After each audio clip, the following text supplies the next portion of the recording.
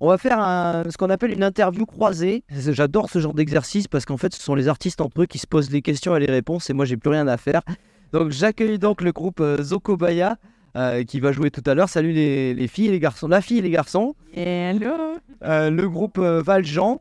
Salut. Je vais pas retenir les prénoms, donc on va faire par présentation de groupe. Et le groupe Gaëtan, je crois. Non, c'est Benoît, mais C'est Benoît. il y a une lettre de bonne. Ah, presque. Merci. Du trottoir d'en Ouais, face. du trottoir même. Bon, du trottoir, ça s'appelle trottoir maintenant. On va décider. Vous avez changé tout ça. Ouais. Alors, premier sujet thématique, quelles sont vos méthodes de composition à chacun? Est-ce que vous avez les mêmes? Comment vous composez? D'où vous vient l'inspiration? Est-ce que c'est d'abord la musique, d'abord le chant? Comment ça naît une chanson? Allez-y. Allez, Ouais. go.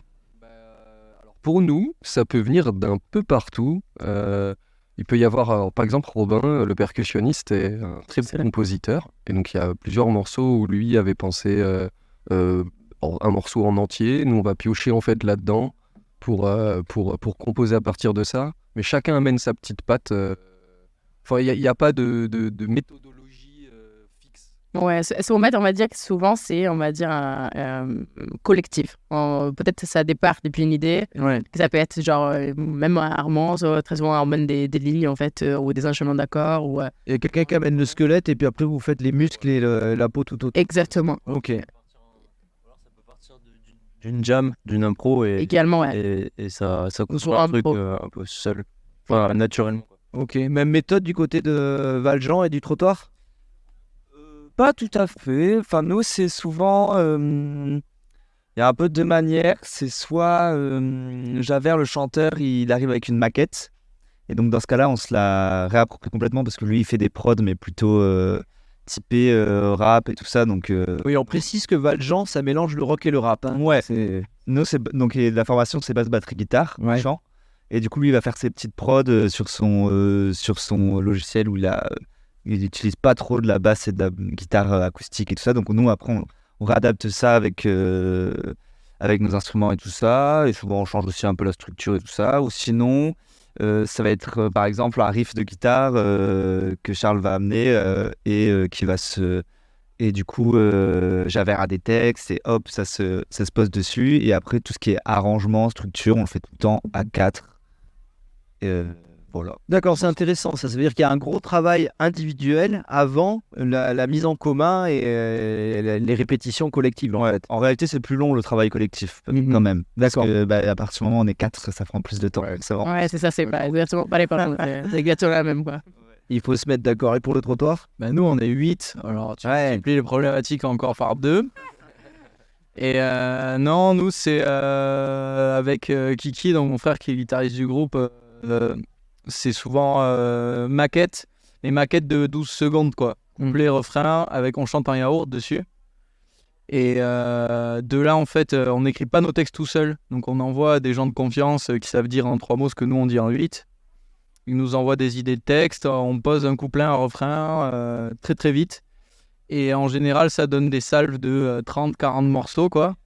Et sur les 30, on en choisit 15 et puis on déroule. Et on fait direct. Enfin, nous, quand on fait ça, on fait directement, on travaille vraiment sur un projet d'album à chaque fois. Et une fois qu'on a ça, on part en studio avec les maquettes et chacun se les réapproprie, du coup, faire. Trop cool. Chacun sait ce que c'est, les enregistrements. Et par contre, après, il y a un deuxième vrai travail, nous, qui est beaucoup plus important sur le live. Parce qu'on attache énormément d'importance à surtout pas faire la même chose en live que sur nos disques. Ah, d'accord. Et du coup, là, on repart en studio, refaire des maquettes en reprenant tout à zéro. On garde que les textes, les lignes d'accord et encore. Et on fait des espèces de reprises de nos propres morceaux. Ou alors, on garde des squelettes, machin, mais on les étire. Enfin, voilà. Et voilà, on travaille comme ça. Et les cuivres, ils arrivent après, en dernier? Les cuivres, ils sont toujours à la bourre déjà. Donc... Non, les cuivres, en fait, ce qui se passe, c'est que en fait, finalement, c'est presque eux qui ont le plus de liberté à chaque fois. C'est que nous, on chante un truc, un riff qui nous plaît, ou juste on demande des textures à des endroits, on fait des espèces de nappes de cuivre, et après on leur envoie, et eux se retrouvent tous les trois, et ils réécrivent ensemble, ils harmonisent et tout, voilà. Et eux, pour le coup, c'est vraiment un travail à part, c'est-à-dire que c'est un groupe dans le groupe, quoi. D'accord, ouais, ils bossent. D'ailleurs, ça se voit, ils sont toujours très à l'écart, quoi. D'accord. Ils sont pas très intégrés, quoi. Ça veut pas dire qu'ils s'entendent pas bien, bien au contraire. Donc le live, vous le travaillez beaucoup, et en même temps, vous avez 15 ans derrière, me semble-t-il, hein, puisque là, vous défendez vos 15 ans. Ouais. Vous, alors on va faire un comparatif avec Zokobaya. Combien d'années d'existence? 3 ans. 3 ans. 3 ans. Valjean, 5-6 ans. 5-6 ans. Donc, avec le recul de 15 ans, quel conseil vous pourriez donner à Zokobaya, à Valjean pour durer aussi longtemps que ça? Après, nous, on fait les malins en disant qu'on a 15 ans. En la réalité, c'est qu'on en a 30 et qu'on a juste commencé super jeune. Déjà parce que chez nous, il n'y avait rien. On habitait complètement paumé à la campagne et en fait, si on voulait faire de la musique de groupe, il fallait qu'on se débrouille. Du coup, le seul conseil, en fait, c'est de vivre le truc et de croquer à plein dents, en fait. Je compare toujours ça au couple, en fait.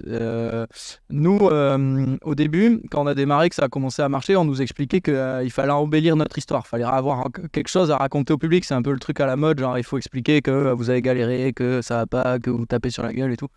Bon, en fait, le truc qui est cool, c'est au bout de 15 ans, c'est que les gens commencent à respecter le fait que notre histoire soit simple. C'est-à-dire que, en fait, c'est dur de durer 15 ans, quoi. Ouais. Donc, des fois, il faut mettre des coups de peinture dans la cuisine. Des fois, il faut excuser l'autre d'avoir été voir ailleurs. Tu vois, c'est pour les trucs de couple, quoi. Et puis, voilà. Et puis, une fois que tu as trouvé ta routine et que tu sais que la philosophie commune, les scènes, et que à chaque fois que tu montes dans le camion, tu as l'impression de partir en colo de vacances avant de partir au boulot, c'est que le combat il est à moitié gagné. Et puis voilà, c'est tout. Enfin, moi, du coup, j'ai aucun conseil à donner, déjà parce qu'on n'est ni des virtuoses ni des donneurs de leçons.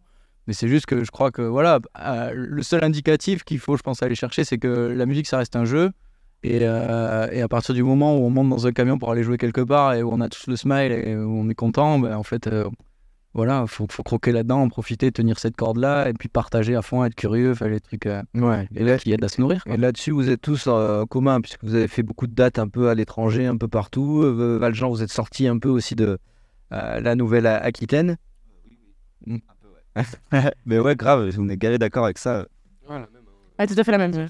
Est-ce que se rassembler au camion, sortir tous ensemble, si ça marche bien et qu'on a le smile, il vaut mieux bien s'entendre? fenêtre ouverte, la route de l'été, c'est impeccable. Est-ce que le live va changer? Parce qu'on a eu l'avènement confinement, mais bien avant, tout est sur Internet, les gens sont peut-être plus frileux à se déplacer. Est-ce que finalement, le public a changé et la manière d'accrocher le public a changé? Alors on va laisser répondre les autres parce qu'on s'est vraiment formé en trio pendant le confinement. Ouais. L'avant. L'avant, C'était quoi du coup? Ouais, c'est clair. Nous, on a ressenti un truc vraiment de grande joie quand on a fait les concerts, les premiers concerts debout après le confinement et tout. Où le public était vraiment trop content de voir de la musique live et tout. C'était des moments Voilà. forts. Ouais, grave. J'ai vécu ça aussi de mon côté, parce que à côté, je suis régisseur son, donc je suis des groupes. Et pareil, le premier concert après confinement, le public comme les artistes, tout le monde pleurait. Ouais, c'était trop bien. C'était Ouais. magique. C'est vrai. Et pour le trottoir? Nous, je suis complètement d'accord avec ce côté libérateur, etc. Est-ce que le live a changé? Non. Enfin, je déteste regarder derrière en me disant c'était mieux avant et tout. Enfin, c'est des trucs qui me saoulent un peu. Le seul truc qui a changé en 15 ans, c'est qu'il y a beaucoup plus de coques en plastique levées pendant qu'on joue. Ça, c'est évident. C'est-à-dire que nous, on a démarré. En fait, si le mec avait pas un caméscope avec une cassette pour filmer, il rentrait sans souvenir. Aujourd'hui, quand on fait des plateaux promo un peu cool et tout, avec des artistes un peu plus de renom que nous, c'est incroyable de voir que les tyrans devant nous, en fait, lèvent leur téléphone et que le premier truc qu'ils doivent peut-être se dire, c'est qu'ils ont envie de ramener un souvenir et tout. Mais bon, voilà, ils vont ramener un souvenir avec le son un peu pourri de leur téléphone pour montrer ça à la maison. Enfin, voilà. C'est le seul truc que je trouve un peu dommage en 15 ans. Pour tout le reste, oui, évidemment, le format des lives a changé, il y a plus d'ordinateurs sur scène et tout, machin, mais en fait, on ne peut pas avoir un discours de réac parce que en fait, ça fait partie de Non, c'est l'évolution. Tu vois, c'est l'évolution. Et à prendre en compte dans C'est ça, aujourd'hui, on fait en home studio des trucs qu'on faisait il y a 15 ans dans des studios de renom, et puis ça avance, et du coup, on serait bête de se priver de ces trucs-là sur scène, et je crois qu'en fait, la musique sort toujours gagnante, quoi, quel que soit le truc. Le live, il n'a pas changé à ce niveau-là. C'est qu'aujourd'hui, un groupe de talent ou un musicien de talent qui est sur scène, qui a un bon son, qui envoie quelque chose, en fait, ça marche, quoi. C'est tout. Enfin, y a pas de... Que ce soit du rap, du rock, du reggae, j'en sais rien. Enfin, Ouais. Et les lieux pour se produire, j'ai l'impression qu'il y a de moins en moins de lieux qui sont prêts à accueillir. Il y a beaucoup de festivals qui ferment, il y a beaucoup de petites salles à Bordeaux, notamment, on connaît ça, qui ferment, nuisances sonores, etc. Est-ce qu'il n'y a pas des nouveaux lieux à réinventer? Alors moi, on parlait justement de ça hier avec des organisateurs d'un festival où on a joué. Et pour le coup, en tout cas dans l'expérience que nous on a vécue, j'ai l'impression qu'effectivement, il y a énormément de lieux qui sont en train de fermer. C'est vrai qu'il y a des énormes cadres budgétaires au niveau de la culture, mais également, moi j'ai l'impression qu'il y a quand même énormément de même des petits lieux ou des nouveaux festivals qui sont en train de se former. Et il y a énormément de gens, on va dire la nouvelle génération, on va dire ça comme ça, qui en fait commencent dès maintenant à dire ok, tout s'est terminé parce qu'il n'y a plus de thunes ou quoi que ce soit, on redémarre maintenant de zéro et on fait autre chose. Donc il y a même plein de trucs en fait qui sont en train de se passer. Et genre, c'est le gap. Je trouve, après vous me dites le contraire si vous pensez pas ça, mais en fait c'est en train de tourner maintenant. Ouais, c'est une renaissance en fait, en quelque sorte. Moi j'ai l'impression. La culture elle migre, je trouve, en fait, par rapport à ça. Tu vois, il y a quelques années, en fait, festival, il suffisait de monter une estrade et de faire venir un groupe, en fait, et puis les gens ils venaient juste par rapport au nom sur l'affiche.